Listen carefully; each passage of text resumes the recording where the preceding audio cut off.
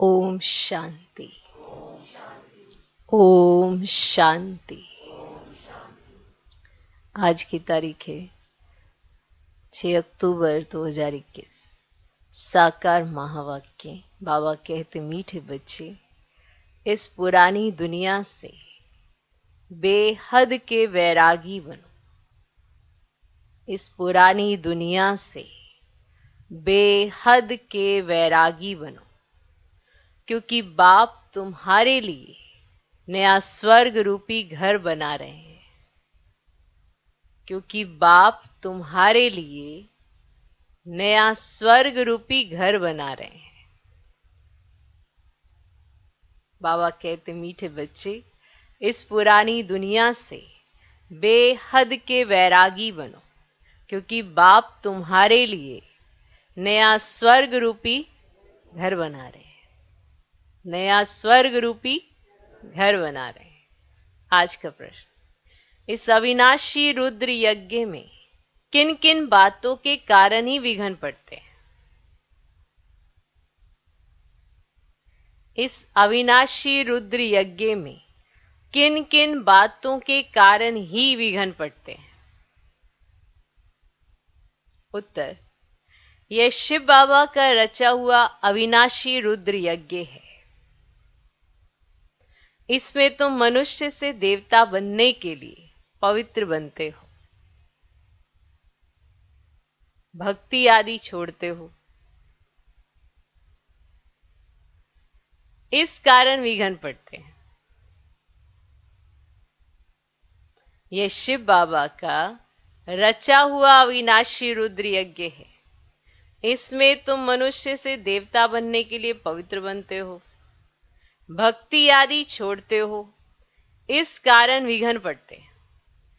लोग कहते हैं शांति हो, विनाश ना हो, और बाप ने यह रुद्र ज्ञान यज्ञ रचा ही है पुरानी दुनिया के विनाश के लिए। लोग कहते हैं शांति हो, विनाश ना हो, और बाप ने यह रुद्र ज्ञान यज्ञ रचा ही है पुरानी दुनिया के विनाश के लिए। इसके बाद ही शांति की दुनिया आएगी। इसके बाद ही शांति की दुनिया आएगी। इस अविनाशी रुद्र यज्ञ में किन किन बातों के कारण ही विघ्न पड़ते हैं? उत्तर, यह शिव बाबा का रचा हुआ अविनाशी रुद्र यज्ञ है। इसमें तुम मनुष्य से देवता बनने के लिए पवित्र बनते हो, भक्ति आदि छोड़ते हो। इस कारण विघ्न पड़ते हैं। लोग कहते हैं शांति हो, विनाश ना हो, और बाप ने यह रुद्र ज्ञान यज्ञ रचाई है पुरानी दुनिया के विनाश के लिए। इसके बाद ही शांति की दुनिया आएगी। तो समझ गए किन किन बातों से विघ्न पड़ते हैं? ये भी समझ गए। ओके। ओम शांति। ओम शांति का अर्थ बाप ने बच्चों को समझाया है। बाप ने समझाया है, समझ में आया है। अहम आत्मा का स्वधर्म है शांत। शांति धाम में जाने के लिए कोई पुरुषार्थ नहीं करना पड़ता है। आत्मा स्वयं शांत स्वरूप शांति धाम में रहने वाली है। यहां थोड़े समय के लिए शांत रह सकते हैं। आत्मा कहती है, मेरी कर्मेंद्रियों का बाजा थक गया है। मेरी कर्मेंद्रियों का बाजा थक गया है। मैं अपने स्वधर्म में टिक जाता हूं, शरीर से अलग हो जाता हूं, परंतु कर्म तो करना ही है। शांति में कहां तक बैठे रहेंगे? आत्मा कहती है, मैं शांति देश की रहवासी हूं, सिर्फ यहां शरीर में आने से मैं टॉकी बना हूं। अहम आत्मा मम शरीर है। ऐसे ही है ना। आत्मा ही पवित्र पावन बनती है। आत्मा पतित बनती है तो शरीर भी पतित बनता है, क्योंकि सतयुग में 5 तत्व भी सत्व प्रधान होते हैं। यहां 5 तत्व तमो प्रधान है। सोने में खाद पड़ने से सोना पतित बन जाता है। फिर उनको साफ करने के लिए आग में डाला जाता है। उनको योग अग्नि नहीं कहा जाता। योग अग्नि है जिससे पाप जलते हैं। आत्मा को पतित से पावन बनाने वाला परमात्मा है। नाम एक ही है। एक ही क्या नाम है? बुलाते हैं, हे पतित पावन आओ। ड्रामा प्लान अनुसार सबको पतित तमो प्रधान बनना ही है। ये झाड़ है ना, उस झाड़ का बीज नीचे रहता है, इनका बीज ऊपर में है। बाप को जब बुलाते हैं तो बुद्धि ऊपर चली जाती है। जिससे तुम वर्षा ले रहे हो वह अब नीचे आया हुआ है। कहते हैं मुझे आना पड़ता है। मेरा जो ये मनुष्य सृष्टि का झाड़ है, ये अनेक वैरायटी धर्मों का है। अब वह तमो प्रधान पतित जर्जरी भूत अवस्था को पाया हुआ है। बाप बैठ बच्चों को समझाते हैं। सतयुग में पहले पहले होते हैं देवी देवताएं, अब कलयुग में है असुर। बाकी असुर और देवताओं की लड़ाई लगी नहीं। तुम इन आसुरी 5 विकारों पर योग बल से जीत पाते हो। बाकी कोई हिंसक लड़ाई की देखो बच्चे बात नहीं है। तुम कोई भी प्रकार की हिंसा नहीं करते हो। तुम किसको हाथ भी नहीं लगाएंगे। तुम डबल अहिंसक हो। काम कटारी चलाना यह तो सबसे बड़ा पाप है। बाप कहते ये काम कटारी आदि मध्य अंत दुख देती है। विकार में नहीं जाना है। देवताओं के आगे महिमा गाते हैं। आप सर्वगुण संपन्न संपूर्ण निर्विकारी आत्मा इन ऑर्गन्स द्वारा जानती है। कहते हैं कि हम पतित बन गए हैं तो जरूर जब कभी पावन थे ना। जो कहते हैं हम पतित बने हैं, बुलाते भी हैं, हे पतित पावन आओ। जब पावन है तब कोई बुलाते ही नहीं, उनको स्वर्ग कहा जाता है। यहाँ तो साधु संत आदि कितनी धुन लगाते हैं, पतित पावन सीताराम, पतित पावन सीताराम। जहां भी जाओ गाते रहते हैं। बाप समझाते हैं कि सारी दुनिया पतित है। समय सारी दुनिया पतित है। रावण राज्य है ना, रावण को जलाते हैं, परंतु उनका राज्य कब से हुआ किसको पता ही नहीं है। ढेर की ढेर भक्ति मार्ग की सामग्री है कि नहीं है। कोई क्या करते, कोई क्या करते। सन्यासी भी कितने योग दिखाते हैं। वास्तव में योग किसको कहा जाता है ये कोई को पता ही नहीं है। यह भी किसका दोष नहीं है। भगवान कहते यह भी किसका दोष नहीं है। ये ड्रामा बना बनाया है। जब तक मैं ना आऊं इन्हों को अपना पार्ट बजाना है। ज्ञान और भक्ति, अब ज्ञान है दिन सतयुग त्रेता, अब भक्ति है रात द्वापर कलयुग, और फिर है वैराग्य। अब पुरानी दुनिया से वैराग्य, और यह है बेहद का वैराग्य। तो उन्हों का है हद का वैराग्य। तुम जानते हो ये पुरानी दुनिया अब खत्म होने वाली है। नया घर बनाते हैं तो पुराने से वैराग्य हो जाता है। देखो बेहद का बाप कैसा है, तुमको स्वर्ग रूपी घर बना कर देता है। स्वर्ग है ना नई दुनिया। अब नरक है पुरानी दुनिया। अब नई सो पुरानी सो फिर नई बनती है। अब नई दुनिया की आयु कितनी है यह किसको पता ही नहीं है। अभी पुरानी दुनिया में हम रहे, नई दुनिया बनाते हैं। माना रहेंगे हम पुरानी दुनिया में, बना रहे नई दुनिया। अब पुराने कब्रिस्तान पर हम परिस्तान बनाएंगे। यही जमुना का कंठा होगा, इस पर महल बनेंगे। यही दिल्ली जमुना नदी पर होगी। बाकी ये जो दिखाते हैं ना पांडवों के किले थे, ये सब ड्रामा के अनुसार जरूर फिर भी बनेंगे। जैसे तुम यज्ञ तप दान आदि करते होंगे, यह फिर भी करना होगा। पहले शिव की भक्ति करते हो, फर्स्ट क्लास मंदिर बनाते हो, उनको अव्यभिचारी भक्ति कहा जाता है। अब तुम ज्ञान मार्ग में हो, अब यह है अव्यभिचारी ज्ञान। एक ही शिव बाबा से तुम सुनते हो जिसकी पहले तुमने भक्ति की।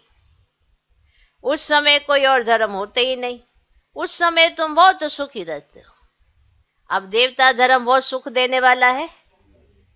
अब नाम लेने से मुख मीठा हो जाता है। तुम एक बाप से ही ज्ञान सुनते हो, बाप कहते और कोई से तुम मत सुनो, ठीक, और कोई से तुम मत सुनो। यह है तुम्हारा अव्यभिचारी ज्ञान। अब बेहद बाप के तुम बने हो, बाप से ही वर्षा मिलेगा। नंबर 12 पुरुषार्थ अनुसार बाप थोड़े समय के लिए साकार में आया हुआ है। कहते हैं मुझे तुम बच्चों को ही ज्ञान देना है। मेरा यह स्थायी शरीर नहीं है, मैं इसमें प्रवेश करता। शिव जयंती से फिर झट गीता जयंती हो जाती है। माना बाबा आते ही ज्ञान सुनाते हैं ना तो झट गीता जयंती हो जाती है, उनसे ज्ञान शुरू कर देते हैं। अब ये रूहानी विद्या सुप्रीम गुरु दे रहे हैं, पानी की तो बात ही नहीं है, पानी को थोड़ी ज्ञान कहेंगे। पति से पावन ज्ञान से बनेंगे ना, किससे बनेंगे? ज्ञान से। पानी से थोड़ी पावन बनेंगे। नदियां तो सारी दुनिया में है ही। अब यह तो ज्ञान सागर बाप आते हैं, इसमें प्रवेश कर नॉलेज सुनाते हैं। यहाँ गौमुख पड़ जाते हैं ना, अब वास्तव में गौमुख तुम चैतन्य में हो, अब तुम्हारे मुख से ज्ञान अमृत निकलता है।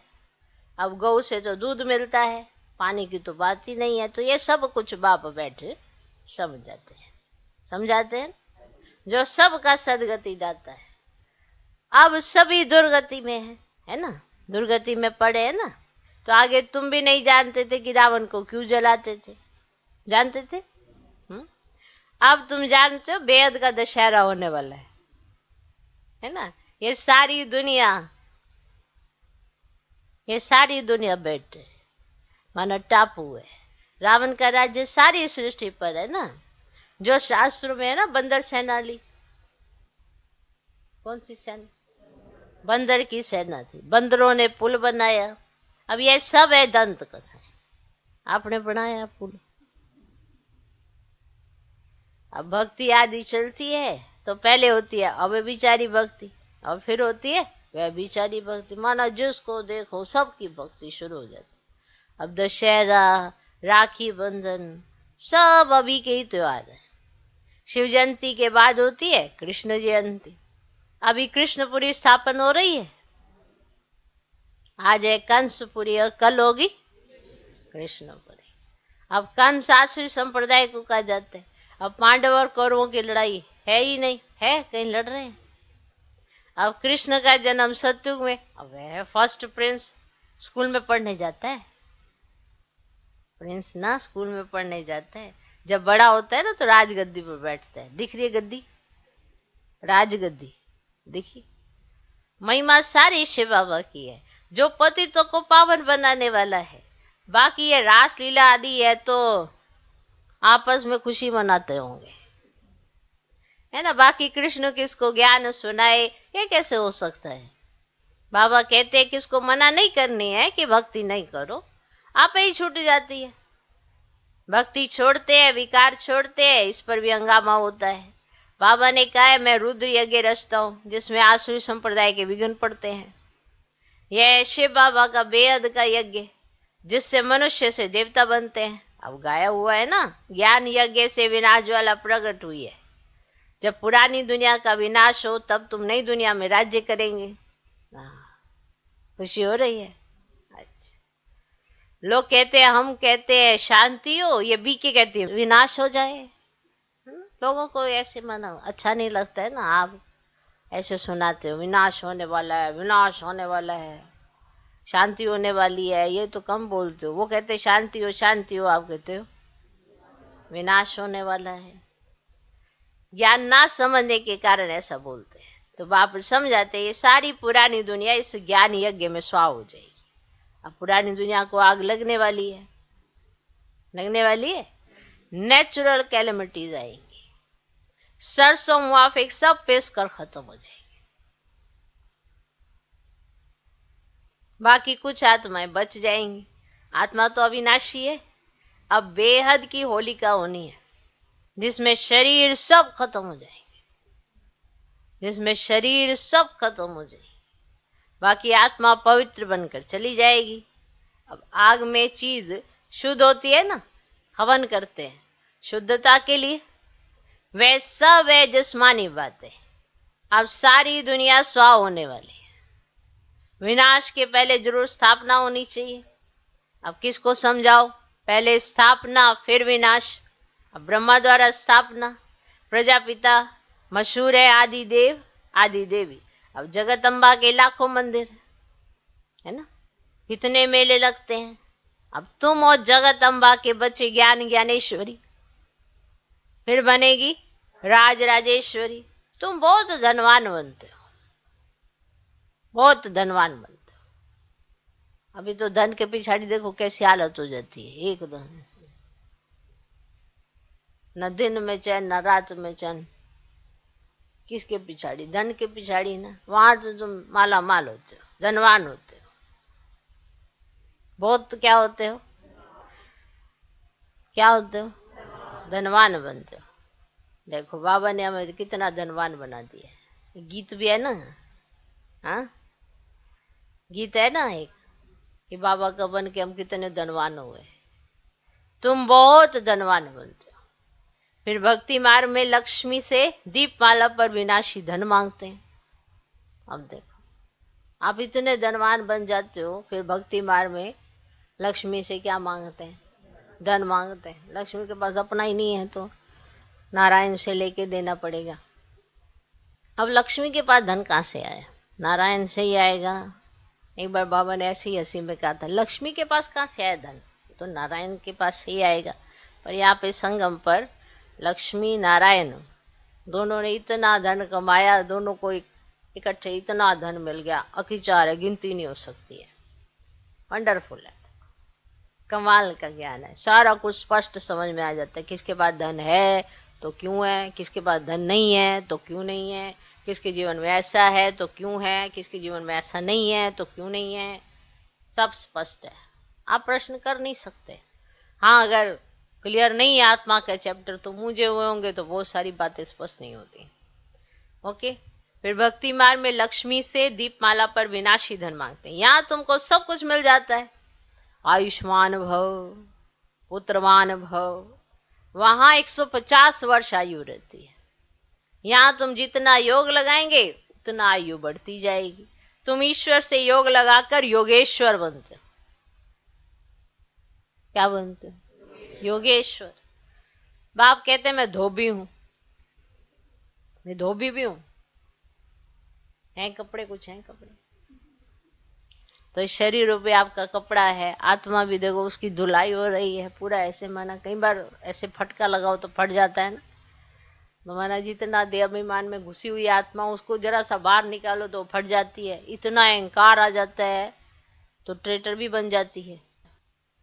या तो पूरा साफ होएगा आत्मा, या तो पूरी साफ हो जाएगी। दो ही चीज होते हैं, साफ ही होना है। या तो पूरा साफ होएगा या पूरी साफ हो जाएगी। आपको कौन सा साफ होना है? दोनों में साफ ही होता है नहीं? या तो पूरा साफ होएगा, अच्छे से सुंदर सुंदर बन जाएगा, या तो पूरा ही साफ हो के सीधा कलयुग में चला जाए। तो बाबा कहते हैं कि मैं धोबी हूँ आत्मा का। ऐसे माना सब मूत पलिती आत्मा को साफ करता हूँ, फिर शरीर भी शुद्ध मिलेगा। मैं सेकंड में दुनिया के कपड़े साफ कर लेता हूँ। वाह कितना बड़ा मैंने, कितना अच्छा धोबी हूँ मैंने। सेकंड लगता है मुझे सबके कपड़े साफ करने। सिर्फ मन मना भव होने से आत्मा और शरीर पवित्र बन जाते हैं। छू मंत्र हुआ ना, ये हुआ ना छू मंत्र। मना आत्मा और शरीर दोनों पवित्र बन जाएंगे सिर्फ मन मना भव होने से। सेकंड में जीवन मुक्ति। कितना सहज उपाय है। चलते फिरते सिर्फ बाप को याद करो और कोई जरा भी तकलीफ नहीं देता। मैं कोई तकलीफ दिया नहीं, मुझे दिया। अब तुम्हारी एक सेकंड में चढ़ती कला होती है। बाप कहते मैं तुम बच्चों का सर्वेंट बनकर आया, तुमने बुलाया है, हे पतित पावन आकर हमको पावन बनाओ, तो सर्वेंट हुआ ना। जब तुम बहुत पतित बनते हो तो जोर से चिल्लाते हो, अब मैं आया हूं, मैं कल्प कल्प आकर बच्चों को मंत्र देता हूं कि मुझे याद करो। मन मना भव का अर्थ भी यह है। फिर विष्णुपुरी का मालिक बनेंगे। तुम आए हो विष्णुपुरी का राज्य लेने। रावणपुरी के बाद है विष्णुपुरी, कंसपुरी के बाद है कृष्णपुरी। कितना सहज समझाया जाता है। अब जैसे कहीं ना वो नाम से नहीं देखते, इसकी पत्रिका वगैरह देखते हैं तो राम में भी र है, रावण में भी र है, कंस में भी क है, कृष्ण में भी क है। तो बताओ बताओ, संस्कार ही तो अलग है ना। एक राम एक रावण, दोनों में र र। और जब कृष्ण है तो क है, माना क। अब कहीं ऐसे कहते ना जिसके नाम का ये वाला अक्षर होगा उसके पीछे ये होगा, उसकी ये क्वालिटीज होंगी। तो अब बताओ अब बताओ, कुछ नहीं है। समझ गए? तो ऐसे कई मूर्ख बनाते हैं। आपके नाम के पीछे र है, आप ये हैं, किसी के नाम के पीछे य है, ये है। तो ऐसे ही ख्याल आया कि माना से राम से रावण, कृष्ण से कंस, ऐसे ही युद्ध चल रही है ना सब। तो कंसपुरी के बाद कृष्णपुरी, कितना सहज समझाया जाता है। बाप कहते इस पुरानी दुनिया से सिर्फ ममत्व मिटा दो। अब हमने 84 जन्म पूरे किए हैं, ये पुराना चोला छोड़ हम जाएंगे नई दुनिया में, याद से तुम्हारे पाप कट जाएंगे। इतनी हिम्मत करनी चाहिए, याद से पाप कट जाएंगे, इतनी हिम्मत करनी चाहिए। अच्छा, मीठे मीठे सिकिलधे बच्चों प्रति मात पिता बाप दादा का याद, प्यार और गुड मॉर्निंग। रूहानी बाप की रूहानी बच्चों को नमस्ते। हम रूहानी बच्चों की भी रूहानी बाप को नमस्ते नमस्ते नमस्ते। Good morning good morning good morning. धारणा के लिए मुख्य सर, पहला पॉइंट, मुख से सदैव ज्ञान अमृत निकालना है। ठीक है, मुख से सदैव ज्ञान अमृत निकालना है। ज्ञान से सबकी सदगति करनी है। मुख से सदैव ज्ञान अमृत निकालना है, ज्ञान से सबकी सदगति करनी है। एक बाप से ही ज्ञान सुनना है, दूसरों से नहीं। दूसरे अगर ज्ञान सुनाए तो सुनना नहीं है, क्योंकि उसमें तो अज्ञान ही अज्ञान है। बाप पे ज्ञान है, सत्य तो बाप है। इतने समय से अज्ञानी सुन, आप सत्य सुनोगे तो सत्य मार्ग पे चलोगे। मुख से सदैव ज्ञान अमृत निकालना है, ज्ञान से सबकी सदगति करनी है। एक बाप से ज्ञान सुनना है, दूसरों से नहीं। दूसरा पॉइंट, चढ़ती कला में जाने के लिए चलते फिरते बाप को याद करने का अभ्यास करना है। चढ़ती कला में जाने के लिए चलते फिरते बाप को याद करने का अभ्यास करना है। इस पुरानी दुनिया, पुराने चोले से ममत्व मिटा देना है।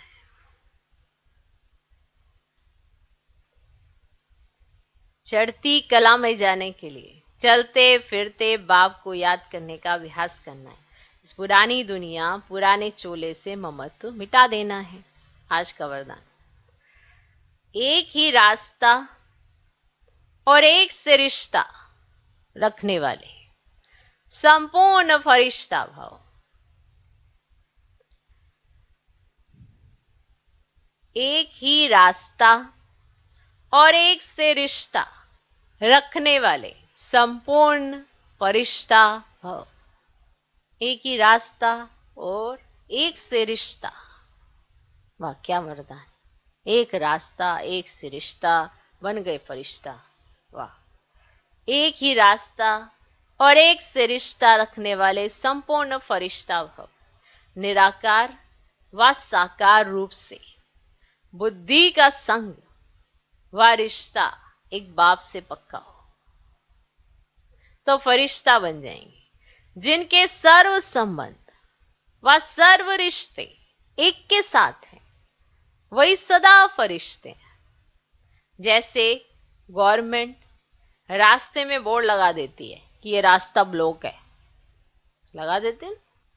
जैसे गवर्नमेंट रास्ते में बोर्ड लगा देती है कि ये रास्ता ब्लॉक है, ऐसे सब रास्ते ब्लॉक कर दो। आप भी लगा दो बोर्ड, इधर भी ब्लॉक, इधर भी ब्लॉक, इधर एक खुला रखना, पता लगे चारों तरफ ब्लॉक करके खुद ही खड़े हो गए। तो ये रास्ता ब्लॉक है। ऐसे सब रास्ते ब्लॉक कर दो तो बुद्धि का भटकना छूट जाएगा, बुद्धि भटकेगी नहीं। जब आपकी चारों दिशाओं में चारों दिशाएं खुली हुई होती हैं तो आपकी बुद्धि भटकना शुरू हो जाती है। जब एक ही दिशा की तरफ जाना है ना, तो क्या भटकना। जिसका घर एक, स्थान एक, जगह एक, संबंध एक से, तो वो इधर उधर नहीं जाते हैं, वो तो एक ही तरफ जाते हैं। ऐसे सब रास्ते ब्लॉक कर दो तो बुद्धि का भटकना छूट जाएगा। बाप दादा का यही फरमान है कि पहले सब रास्ते बंद करो, इससे सहज फरिश्ता बन जाएंगे। बहुत मजेदार है ना वरदान। सारे रास्ते इधर उधर के बंद करके एक की तरफ रास्ता और एक से ही सारा रिश्ता, और बन जाएंगे संपूर्ण फरिश्ता। आज का स्लोगन, सदा सेवा के उमंग उत्साह में रहना, यही माया से सेफ्टी का साधन है। अगर आप माया से बचना चाहते हो तो सेवा के उमंग उत्साह को बढ़ाओ। नहीं सोचते हैं कि माया से हम बचे हैं, हम ये कर रहे हैं, हम वो कर रहे हैं, ये कर रहे हैं। अगर सेवा में बिजी नहीं हो तो माया तो कहीं से भी घेर लेगी। इसीलिए चारों सब्जेक्ट में अपनी चेकिंग करनी बड़ी जरूरी है कि हम ठीक चल रहे हैं, नहीं चल रहे। कई बस नियम प्रमाण चलते हैं, यही क्या, यही किया, लेकिन स्थिति नहीं सुधरती है। इसमें चारों सब्जेक्ट चेक करना, ज्ञान कैसा है, अंदर चल रहा है, योग लगा रहे हो तो उसमें कुछ अनुभूति हो रही है कि नहीं हो रही है, ऐसे टेम्परेरी तो नहीं हो, धारणाएं कैसी हैं, सबके साथ जब व्यवहार में आते हो, संबंध में आते हो तो आपकी किस तरह से धारणाएं शो होती हैं, सेवा किस तरह से करते हो, सेवा के प्रति आपकी क्या मन जागरूकता है, किस तरह से आप लेते हो सेवा को, उमंग उत्साह बढ़ता है या बस किसी को शो करके दिखाने के लिए आप सेवा करते हो, खुद का नशा बढ़ता है। तो ये सारे सब्जेक्ट आपको देखने होते हैं। तो सदा सेवा के उमंग उत्साह में रहना, यही माया से सेफ्टी का साधन है। माना उसके उमंग उत्साह में ये सेवा करनी, ये सेवा करनी है, नशा होना ना, तो फिर आपके पास माया नहीं आती है। वो भी कहती है तो इतना बिजी है, मेरे को टाइम ही नहीं दे रहा है। तो अगर आप माया को टाइम ही नहीं दोगे तो उसको तो जाना ही पड़ेगा ना। ओके, मातेश्वरी जी के अनमोल महावाक्य, निरंतर ईश्वरीय याद की बैठक, निरंतर ईश्वरीय याद की बैठक, निरंतर। माना जैसे हम बैठ के योग करते हैं, ऐसे बैठक ही लगी हुई है अपने अंदर एक तपस्वी ऐसे चौकनी मार के बैठा ही हुआ है। अब आप याद में बैठते हो, इसका मतलब क्या है? माना जैसे आप बैठ जाते हो ऐसे करके, तो आप अपने आप से कहते हैं अभी हम याद की यात्रा कर रहे हैं। चलो सुनो, अब जब परमात्मा की याद में बैठते हो तो बैठने का मतलब क्या? हमें सिर्फ परमात्मा की याद में बैठना नहीं है, परंतु अपनी ईश्वरीय याद तो निरंतर चलते फिरते हर समय करनी है। निरंतर, ये नहीं कि आपने एक नियम बना लिया, मैंने अभी 10 मिनट किया, मैंने अभी 15 मिनट किया, मैंने अभी 20 मिनट किया, लेकिन मेरी याद, ईश्वरीय याद तो निरंतर चलते फिरते हर समय करनी है। और याद भी उस वस्तु की रहती है जिसका परिचय हो, जिसकी आपको पहचान हो, परिचय हो। उसका नाम रूप क्या है? अगर हम कहें ईश्वर नाम रूप से न्यारा है, तो फिर किस रूप को याद करें? अगर कहें ईश्वर सर्वव्यापी है, तो उसकी व्यापकता तो सर्वत्र हो गई, तो फिर याद किसको करें? अगर याद शब्द है तो अवश्य याद का रूप भी होगा। याद का मतलब है एक याद करने वाला, दूसरा जिसको याद करते हो, दूसरा भी तो कोई होगा। याद माना मुझे याद आ रही है, तो माना याद में एक तो आप याद करने वाले होगे, एक आप जिसको याद कर रहे हो वो भी तो कोई रूप होगा जिसको आप याद कर रहे हो। तो जरूर याद करने वाला उनसे भी भिन्न है, तो फिर ईश्वर सर्वव्यापी नहीं ठहरा। अगर कोई कहे हम आत्माएं परमात्मा की अंश हैं, तो क्या परमात्मा भी टुकड़ा टुकड़ा होता है? फिर तो परमात्मा विनाशी ठहरा, जो इतने सारे टुकड़े निकल गए उनमें से, उनकी याद भी फिर विनाशी हुई। अब इस बात को लोग नहीं जानते, परमात्मा ही अविनाशी है, हम उस अविनाशी परम पिता परमात्मा की संतान, आत्मा भी अविनाशी है, तो हम वंश ठहरे ना कि अंश। हम वंश हैं, माना उसकी संतान है, ना कि अंश। अब ये चाहिए नॉलेज, चाहिए ना ये वाली नॉलेज, जो परमात्मा स्वयं आकर हम बच्चों को देते हैं। परमात्मा के हम बच्चों के प्रति महावाक्य है, बच्चे मैं जो हूं जैसा हूं उस रूप को याद करने से तुम मुझे अवश्य प्राप्त करोगे। अगर मैं दुख सुख से न्यारा पिता सर्वव्यापी होता तो फिर खेल में सुख दुख ही नहीं होता। तो मैं सर्वव्यापी नहीं हूं, मैं भी आत्मा सदृश आत्मा हूं, लेकिन सर्वात्माओं से मेरे गुण परम है, इसीलिए मुझे परम आत्मा अर्थात परमात्मा कहते हैं। अच्छा, ओम शांति।